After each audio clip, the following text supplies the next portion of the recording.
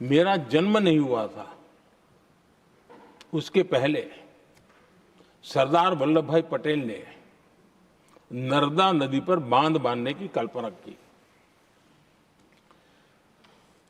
विषय तो पक्का हो गया, सरदार साहब नहीं रहे, खैर नेहरू जी ने शिलान्यास किया।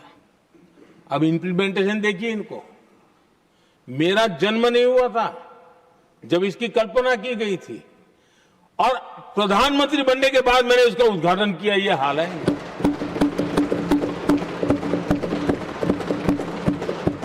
और उनका इंप्लीमेंटेशन देखिए, मुझे मुख्यमंत्री रहते हुए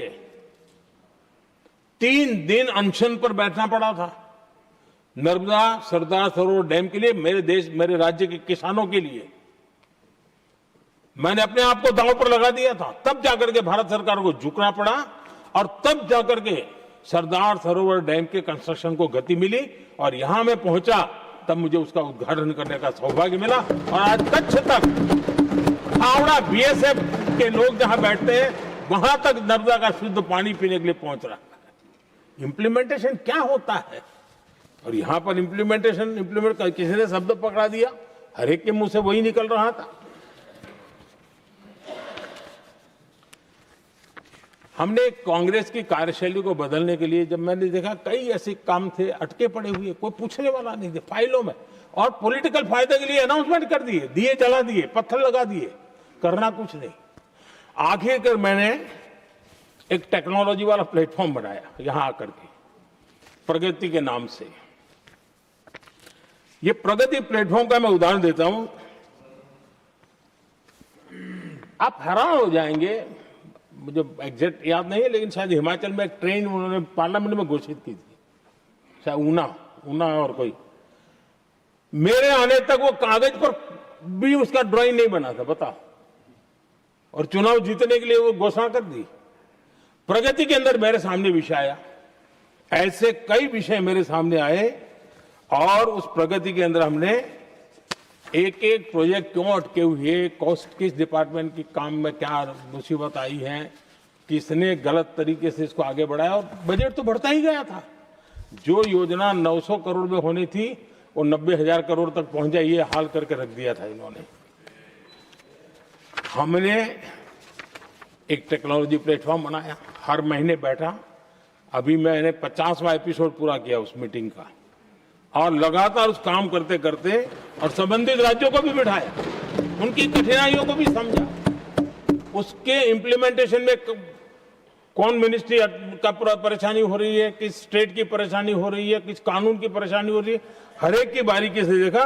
और आज मैं गर्व से कह सकता हूं कि इस प्रगति के इम्प्लीमेंटेशन को बारीकी से प्रधानमंत्री के स्तर पर देखे जाने के कारण 85 लाख करोड़ रुपीस का काम को गति मिली। 85 लाख करोड़ रुपीस के काम, आप कल्पना कीजिए, देश की कितनी बड़ी शक्ति को अनलॉक किया हमने।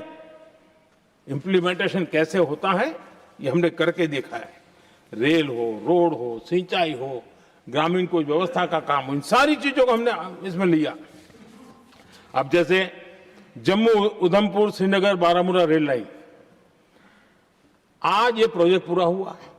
और बर्फबारी में इन दिनों आपने देखा एक वीडियो बहुत पॉपुलर हुआ है, बर्फ के बीच में से चारों तरफ बर्फ की चादर छाई हुई है और वंदे भारत ट्रेन निकल रही है, और लोग कहते हैं गलती मत करना, ये तो विदेश है, ये हिंदुस्तान है, ये रील चल रहे हैं बाजार में।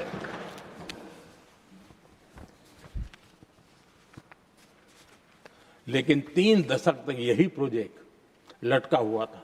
3 दशक, 30 साल, आप कल्पना कर सकते, 2 पीढ़ी आगे बढ़ जाए, ये यही के अटके पड़े थे। हमारी सरकार ने इसको पूरा किया।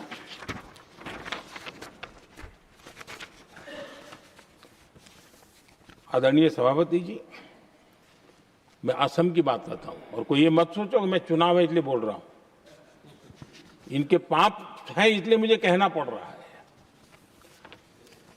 कांग्रेस सिर्फ इमेजिन करती है और इंप्लीमेंट करने का उनको कोई लेना देना ही नहीं होता है। अब असम का बोगीबील ब्रिज, ये बोगीबील ब्रिज अरुणाचल और असम को जोड़ने वाला बहुत महत्वपूर्ण ब्रिज, कितने ही सालों तक ये प्रोजेक्ट लटका रहा। हमने प्रगति के माध्यम से इसको रिव्यू किया और असम सहित पूरे नॉर्थ ईस्ट को बहुत बड़ी सुविधा वाला ये काम हमने पूरा किया। आदरणीय सभापति जी,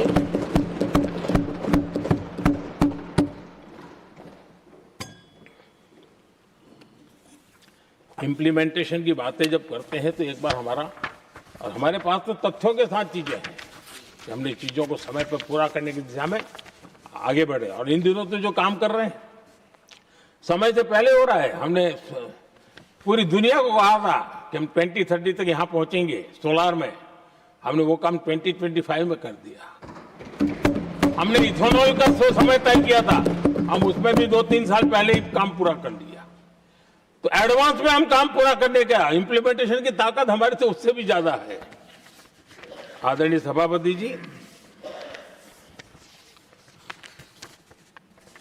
भाजपा हो, एनडीए हो, हमारा अप्रोच, चीजों की तरफ देखने का हमारा दृष्टिकोण, समस्या के समाधान के लिए हमारी सोच और कांग्रेस के बीच में आसमान जमीन का अंतर है, बहुत फर्क है। मैं आपको उदाहरण देता हूं। हमारी सोच ये है कि 140 करोड़ देशवासी ये इतने सामर्थ्यवान हैं कि वे चुनौतियों को समाधान दे सकते हैं। ये हमारी सोच है, हमारा भरोसा है देशवासियों पर, उनके सामर्थ्य पर हमारा भरोसा है और यही लोकतंत्र की भी सच्ची ताकत होती है। लेकिन कांग्रेस देशवासियों को ही समस्या मानती है। अब मैं इनका इतना बोल करके छोड़ दूंगा तो आज पता नहीं रात को उनको नींद नहीं आएगी और गालियां कल कैसी दे उसका प्लानिंग चलेगा।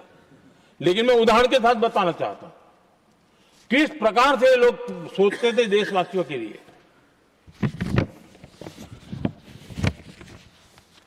देश के लोगों के बारे में नेहरू जी और इंदिरा जी की सोच क्या थी, मैं उसके विषय में बताना चाहता हूं।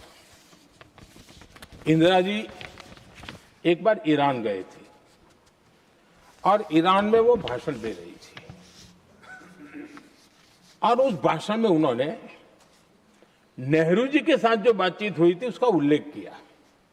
खुद ने कहा है, उन्होंने कहा, और मैं जो इंदिरा जी ने कहा था उसको कोट कर रहा हूं, जब किसी ने मेरे पिताजी से पूछा, यानी नेहरू जी से पूछा कि उनके सामने कितनी समस्याएं हैं, तो उन्होंने उत्तर दिया था 35 करोड़। नेहरू जी ने जवाब दिया था कि उनके सामने कितनी समस्याएं हैं, बोले 35 करोड़। उस समय हमारे देश की जनसंख्या थी 35 करोड़। अब आगे देखिए, 35 करोड़ देशवासी नेहरू जी को समस्या लगते थे। ऐसा कोई मुखिया हो सकता है क्या जी? और इस बात का उदाहरण देते हुए इंदिरा जी ने आगे कहा कि आज देश की जनसंख्या 57 करोड़ है, इसलिए मेरी समस्याओं की संख्या भी उतनी ही बड़ी है। यानी पिताजी को 35 करोड़ समस्या वाले देशवासी लगते थे, अब 57 करोड़ उनको समस्या। कोई ऐसा हो सकता है जो अपने ही देशवासियों को समस्या माने? ये फर्क है उनकी सोच और हमारी सोच में, ये फर्क है उनके अप्रोच और हमारे अप्रोच में।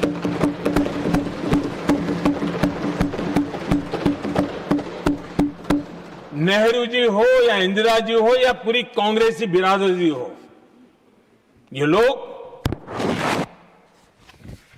भारत के लोगों को समस्या मानते हैं। आदरणीय सभापति जी, मेरे कई कोटेशन मिलेंगे। मैंने दुनिया के सामने कहा है, देश के सामने कहा है और कहा है